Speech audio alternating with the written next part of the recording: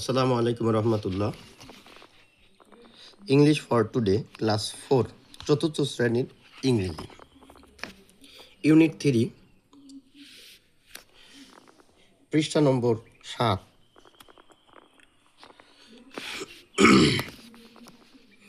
Read the following text. নিচের পাঠ্যটি পড়ো। I am Rajib, আমি হই রাজীব কিংবা আমি Rajib. I am in class 4, আমি চতুর্থ শ্রেণীতে পড়ি।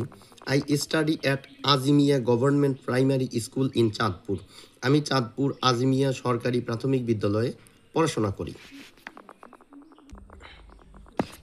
Hour school starts with the assembly in the morning, আমাদের বিদ্যালয় শুরু হয় সকালের একটি সমাবেশের মাধ্যমে।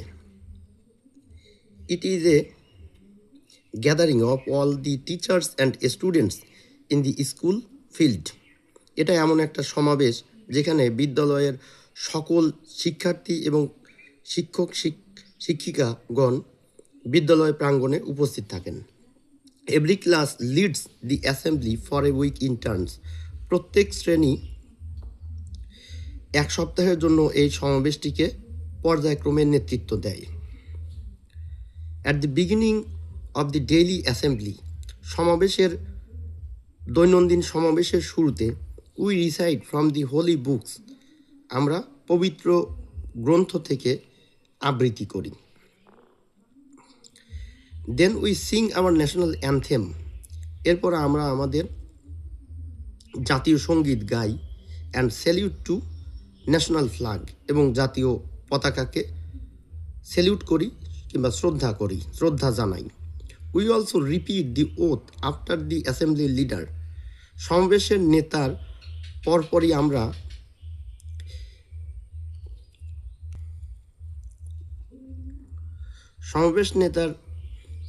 নেতার সাথে সাথে আমরা প্রতিজ্ঞা পুনরাবৃত্তি করি।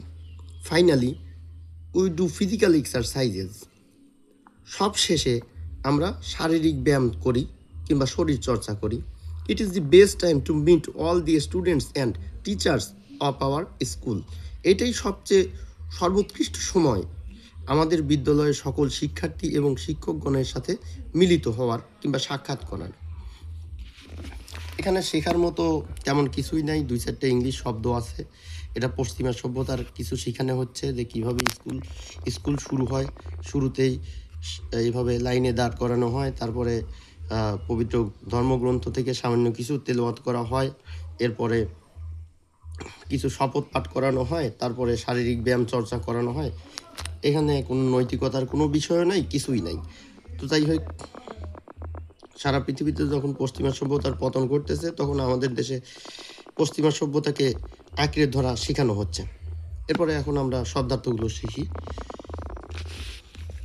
সম্ভবত ভবিষ্যতে শব্দার্থ আমাদের কোনো কাজেই লাগবে না, কারণ পশ্চিমা সভ্যতার পতনের সাথে সাথে হয়তো ইংরেজি ভাষাও কোনো কাজে আসবে না, তারপরেও শিখে রাখা ভালো। রিড মানে পড়া, ফলোয়িং টেক্সট, নিচের পাঠ্যটি। ক্লাস 4 চতুর্থ শ্রেণী। স্টাডি মানে পড়াশোনা করা, অধ্যয়ন করা। প্রাইমারি প্রাথমিক, গভর্নমেন্ট সরকারি, স্কুল বিদ্যালয়। স্টার্ট শুরু হওয়া, অ্যাসেম্বলি সমাবেশ, মর্নিং সকাল, গ্যাদারিং সমাবেশ। টিচার শিক্ষক বা শিক্ষিকা, স্টুডেন্ট শিক্ষার্থী, স্কুল ফিল্ড বিদ্যালয় প্রাঙ্গণ, বিদ্যালয়ের মাঠ, এভরি প্রত্যেক, ক্লাস শ্রেণী, লিড নেতৃত্ব দেওয়া। অ্যাসেম্বলি সমাবেশ। উইক মানে সপ্তাহ, আর একটা উইক আছে সেটা দুর্বল, বানান হলো WEAK, উইক মানে দুর্বল, আর এই উইক হলো WEEK, উইক মানে সপ্তাহ। ইন্টার্নস পালাক্রমে। অ্যাট দি বিগিনিং শুরুতেই। ডেইলি দৈনন্দিন প্রত্যেক দিন। অ্যাসেম্বলি সমাবেশ। উই আমরা, রিসাইট আবৃত্তি করি। হোলি পবিত্র, আর একটা হোলি আছে HOLI হোলি, হোলি মানে ছুটির দিন। বুক মানে বই। দেন মানে তারপর। উই মানে আমরা। সিং মানে গাওয়া। আওয়ার আমাদের। ন্যাশনাল জাতীয়। অ্যানথেম সঙ্গীত, অ্যানথেম মানে জাতীয় সঙ্গীত। স্যালিউট টু শ্রদ্ধা জানানো। ন্যাশনাল ফ্ল্যাগ জাতীয় পতাকা, উই আমরা রিপিট পুনরাবৃত্তি করা, ওথ মানে শপথ, আফটার মানে পরে, অ্যাসেম্বলি সমাবেশ, লিডার নেতা, ফাইনালি সবশেষে চূড়ান্তভাবে, উই আমরা ডু করি, ফিজিক্যাল এক্সারসাইজ শারীরিক ব্যায়াম কিংবা শরীরচর্চা, বেস্ট সর্বোৎকৃষ্ট, টাইম সময়, মিট সাক্ষাৎ করা, স্টুডেন্ট শিক্ষার্থী, টিচার শিক্ষক বা শিক্ষিকা, স্কুল মানে বিদ্যালয়। যাই হোক, এতক্ষণ যাবত আমরা শিখলাম ইংরেজি ভাষার গুরুত্বপূর্ণ কিছু এই অধ্যায়ের শব্দার্থ।